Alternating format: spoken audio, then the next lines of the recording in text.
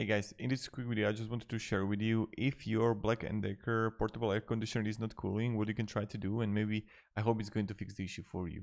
So the first thing that you can try to, maybe it's going to work out, you're going to want to drain the water in a bottom tray that you can have from the back. There are going to be plenty of videos how to do it with the AC.